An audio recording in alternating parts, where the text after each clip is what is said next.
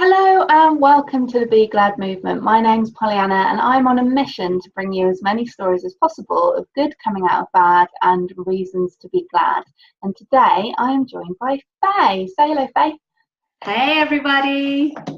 Fay, I'm just going to sit back and let you tell your story in your own words and crack on. Okay, fabulous. My name is Fay, as Pollyanna said. I am a self-esteem coach for women, and that all come about from heartbreak. And heartbreak is such a generic thing that I see so much of in regard to heartbreak of relationships, death, any of those things. But predominantly where my story comes from is the emotional heartbreak of a relationship, which I don't think is talked about enough. I think we're very much thrown into a situation of get up and get on with things. Sure. And I think the way it is now in the world, women are expected to be strong and not necessarily and bounce back and not need a man and all those things. Yeah. It's really taboo then to go, actually, I'm really struggling here. And the way my relationship has ended, which was a relationship that I expected to end in marriage and all the wonderful things that you expect to get from someone that you love, when it ended and how it ended, I had no answers. And I quite often say to people, though, when I speak to people in similar situations, the answers won't help you anyway. The only thing that's going to help you is you. Because no matter what answer someone gives you, no matter how hard this is to hear, no matter what answer they give you, it's never going to be good enough to heal your heart. It's never going to be that you go, oh yeah, that's okay, then I understand now. It's still not going to make sense to you because you don't understand why they've left what you thought was a really happy relationship. So when my relationship broke down, which was about 6-7 years ago now, no one around me seemed to understand heartbreak. Nobody got it because no one had had that kind of heartbreak that was in my friendship group. It had just been, they were all just in relationships.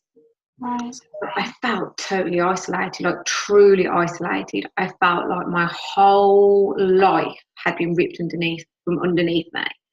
All the plans I had with this person, the fact that he had a totally different lifestyle to me because he was actually in the military. So I then had to adapt from also no longer being in the military life as well. So I was literally thrown out there. I had this fabulous career, which more so because it looked good. It wasn't what I wanted, my heart's desire, but I was successful. So everyone saw me as this really strong person, which I am. But it doesn't mean we're always strong. And it's okay not to be strong. And I think that's the biggest problem. Women don't see that it's okay not to be strong. I'm sure men do as well, but I can only talk from my personal experience. Cool. In that heartbreak, I often see people jump straight back on the horse, as the saying goes, and get straight back into dating and all those things. And to me, that's not the right answer. I'm not saying it's not the right answer for everyone, but I think you're not healing the pain.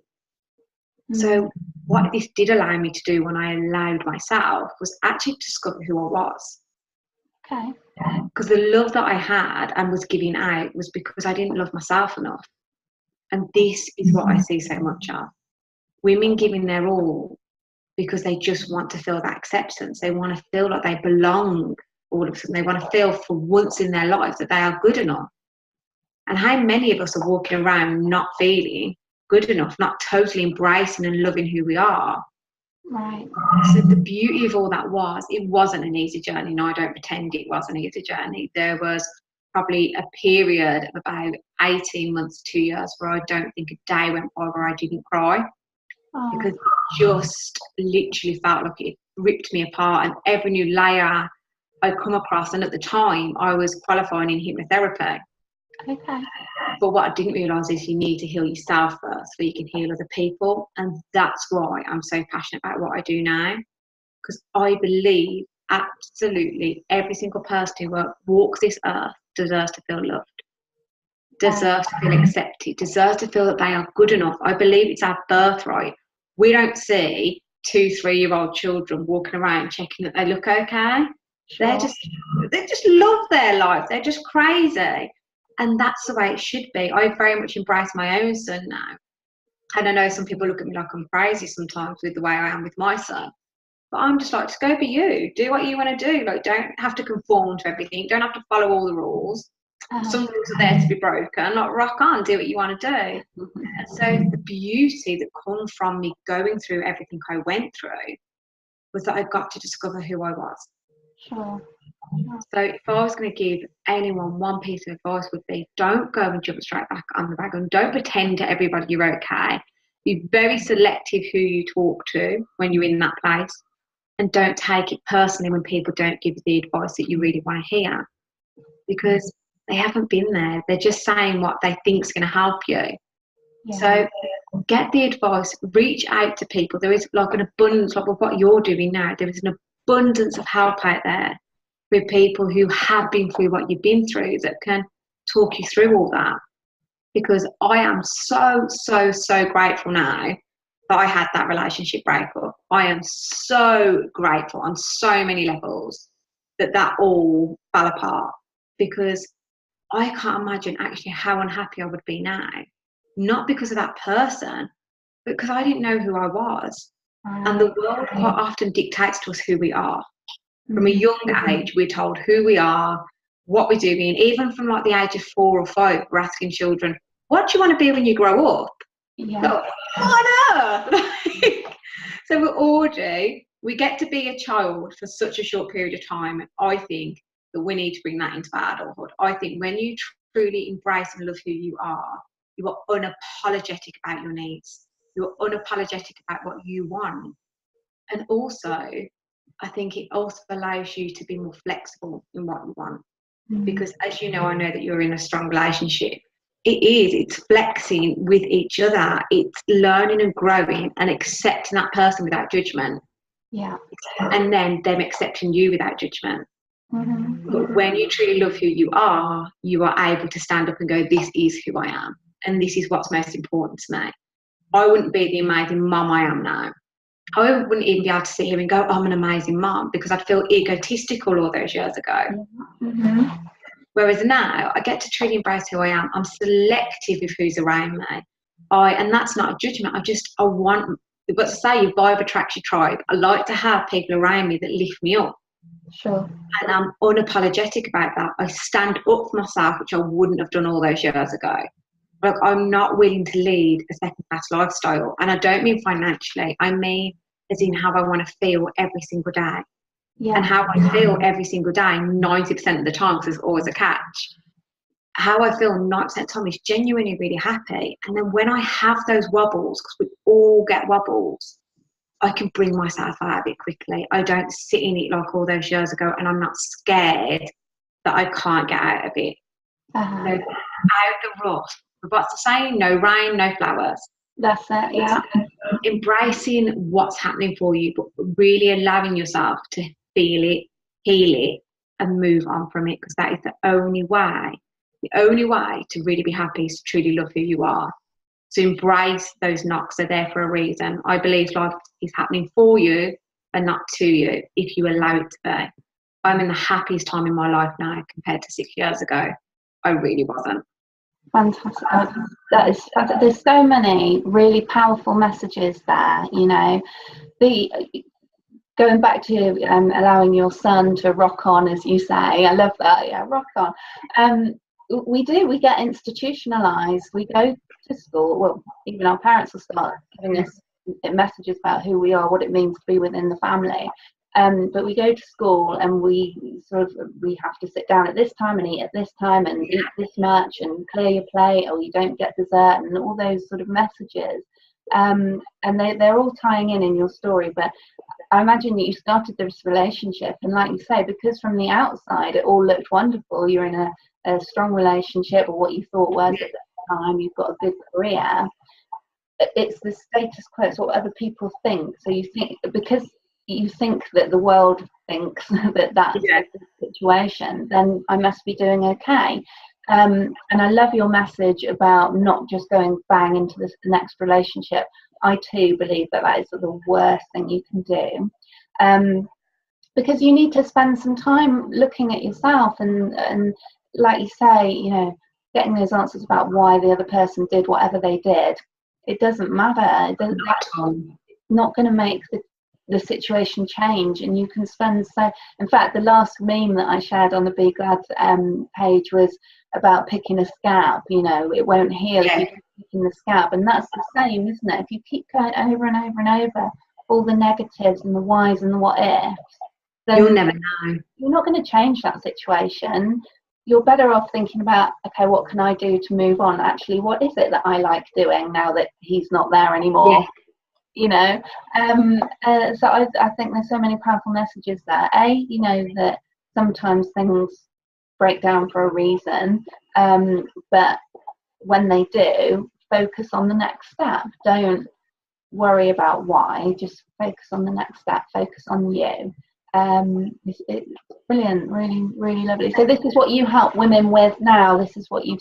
Yeah, I'm all about women truly loving who they are without feeling guilty about it, because we carry around so much guilt around feeling attractive, because attraction is all unique. Like when I look back, one of the biggest things I realised was in my own household growing up as a child, my dad wasn't the best at saying, I love you, you're beautiful, and things like that. But that's because of his own upbringing. I can look at that now and know that my dad showed me how much he loved me in so many other ways. But there's a book, I can't think who the author is now, but it's Love Languages. Okay. And it's basically that we all feel love in different ways. So when we know our own love language, that's how we can get it. So when I used to look back over photos of myself over as a little girl, all I saw was this ugly little girl. Now, as a mum myself now, I would never say that to a child. Not that that was ever said to me for the record, but I would never say that. Like, I would think everyone is beautiful in their own right. And I think when you own that and you can embrace it, like, actually, this is who I am, that's the game changer. But it's doing it without guilt. It's doing it without feeling bad. Like, I am in the most amazing relationship now. And I know that, though, I'm not scared to say how I feel. I'm not scared to be who I am.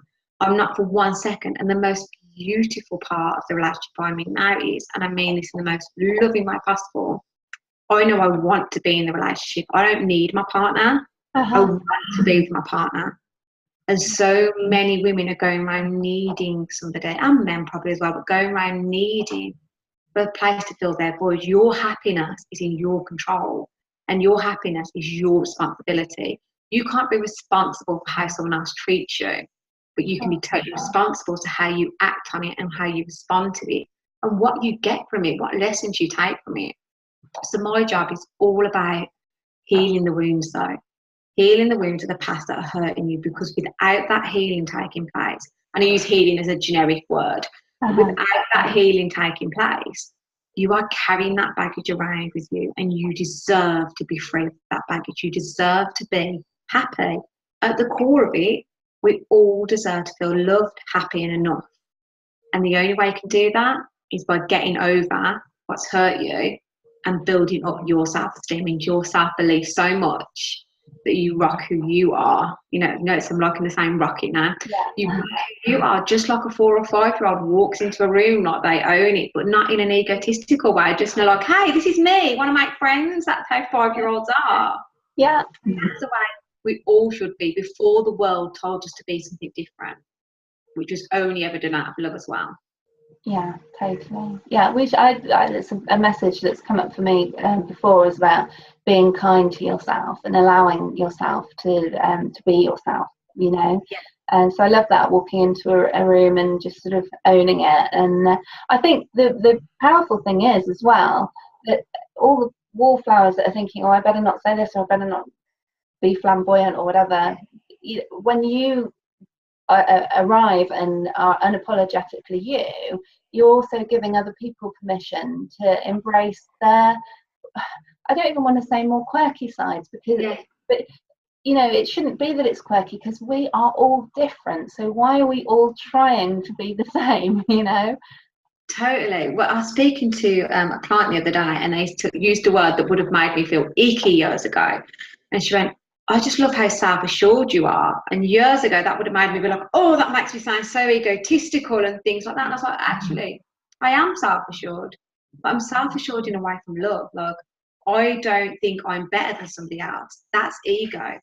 I think I'm the best version of me, and I continue to work on being the best version of me, because things still come up for me, things still trigger me, things sometimes still make me feel bad. I can remember when my son first started school and having to go onto the playground, I was like, I suddenly feel like I'm in competition with all the other mums. And I don't feel like that now, but I'm sure that's how a lot of mums feel walking into the playground. I know it's how a lot of women feel walking into their jobs, because we're comparing all the time. And what's the saying about a flower doesn't compare to another flower, it just grows. Sure. And that's where the beauty comes from. You don't have to compare yourself to someone else.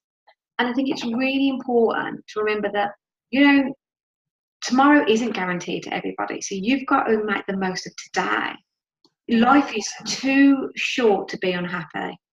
It is too short not to live it on your terms and be who you want to be and do what you want to do. Because all you'll look back with is regret. And it's never too late to turn those things around. It all comes from how you feel about yourself. I quite often say about schools, it's more important to me that my son is confident than he is academic. Sure. Because you can be the smartest person in the world, but if you aren't confident, you won't go after what you want. And I see so many women, especially getting these amazing, this was who I was, having these amazing careers, but falling short in the love department because I didn't value myself enough as a person. I had the shout outside of the fancy car, the nice home, the money off, I so successful. But I didn't actually love who I was. And that's why I would then, as I can now look back and say, set up a toxic relationship, set up a people that weren't on the same journey I wanted to be on. And now that just doesn't happen. I literally just get people on my journey who either need my help or that are going the same direction as me. And that's so much more exciting, because for now as well, I don't feel lonely even in my own company. And I know exactly how lonely you can feel in your own company, and you're with you all the time. It is possible to love who you are and be happy by yourself. And in my opinion, it is important. In fact, it's essential that you are happy by yourself before you'll be happy in a relationship. I agree. 100% agree. Yeah. And actually, I had multiple, I say multiple like I'm a serial dater, but I had relationships that all, you know, they broke down. And it was when I got to the point where I was like, I'm done with men, you know, and just started really enjoying being me and being with my friends. My husband walked into my life at a 7-year-old's birthday party, would you believe, you know, in the most unlikely of circumstances. So yeah, I do feel like once you're comfortable in your own skin and happy to be doing your own thing, that's when you just give off a different vibe anyway, don't you? Yeah, rather than the needy vibe. Yeah, no, that's totally it though. It's that vibe of, I know who I am and I'm happy whether you're in my life or not in my life. I'd rather you were in my life, but I'm happy regardless. And that's when as well I think the magic in a relationship happens, because you both want to be together. There's no needing there. Yeah. It's you appreciate and you respect one another. But no one can respect you until you respect yourself. And I'm so passionate about the fact that if you don't love who you are, nothing will change. You have to learn to get those horrible gremlins out of the closet that are telling you all that negative stuff. Get them out, find out what they're really about. Because one of my favourite sayings by Gabby Bernstein is, what I'm upset about is not really what I'm upset about. Okay. And it's always true. What we think we're upset about is on a conscious level. What we're really upset about is more further in our heart area. That's what, and it's usually because we're feeling lonely. We're not feeling good enough. We don't feel lovable. We feel ugly. The amount of women I speak to that when I try to talk about attraction and get them to talk about themselves, they end up in floods of tears because they're not seeing what I see. They're not seeing what the rest of the world's seeing them. They're literally seeing themselves as this unworthy, unlovable person. And that's not who they are. And when they're putting that, what I call energy, when you're putting that energy out there, you're attracting people based on the fact that you don't want them to leave you. So you're going to go for people that are on your journey. Because just to feel that self-assured feeling, and there's nothing wrong with that. There's nothing wrong with wanting to feel loved. There's nothing wrong with wanting to feel affection and good enough, and even, dare I say it, sexy. There's no problems in any of those things, but they've become so taboo when we have suddenly feel like it's wrong to feel that way. It's not. It's just deciding whether you want to now make that decision to feel that way now, or you want to wait another 10 years, because it won't go away. Same as the scab. If you keep picking over the same negative things, it's not going to go away. You've got to focus on you. Yeah. 100%. Focus on you first, and then be the best version of you, so you are unapologetic about what you want in your life, and you don't feel guilty, bad, vulnerable, or insecure about it. You feel ready to rock it and just be like, you know what, I've got this, done. Awesome. What would your advice be to someone who's like, someone might be watching this who has just literally come out of a relationship? What would you say to them? What would their next steps be? Stop. Feel it. Don't fight the feelings that are coming up. When I say be careful who you speak to about things, what I mean is quite often when we're in that place, we will either, one, not speak to anybody, or two, we'll tell absolutely everybody in the world, because we just want someone to make us, to say that magic pill, say that magic word, that makes us feel better. But no one can make you feel better without you doing the work on yourself. So stop, feel it, and remember that life's happening for you and not to you. Your better days are definitely ahead of you if you allow yourself the healing work. Don't see this as the end, see this as the start. Rather than I remember seeing it like I nearly got to the end of the race and then I could see the line, and then when what happened to me, I felt like everyone was racing past me. Right. Maybe that's not the end of the racing line, maybe that's the start of who you're meant to be and what you're meant to get from life.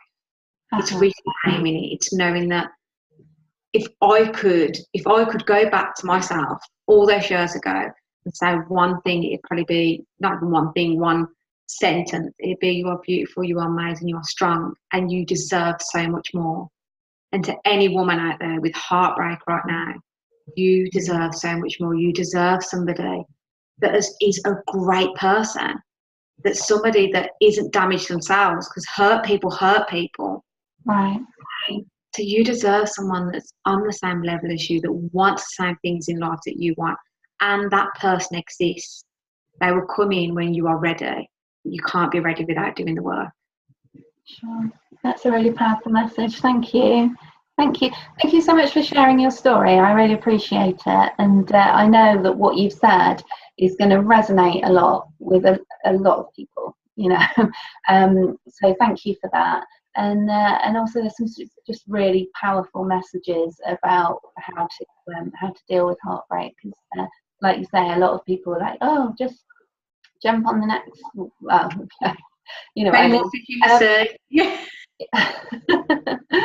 So thank you so much for that. Faye, I'll share all your links at the end of the video, so that people can reach out to you if they need to, and for your services. That'll be awesome. So thank you so much for taking the time. That's fabulous, and thank you for giving me this opportunity to share my message and all the other wonderful messages that you are sharing, and just lighting up the world. Thank you. That's really kind. That's a really kind thing to say. Keep me going. If you like this video, please do hit the like and subscribe button in the corner, and you'll get notifications when new videos are uploaded. You can follow the Be Glad Movement on Facebook, Instagram and Twitter. If you search at Be Glad Movement, you'll be able to find us. And please do get in touch if you've got a story that you'd like to share. Doesn't matter if it's similar to somebody else's, because I really do feel that your story and your voice has the ability to talk to someone and help them in their time of need. So please do get in touch. And I look forward to seeing you in another episode. Many thanks.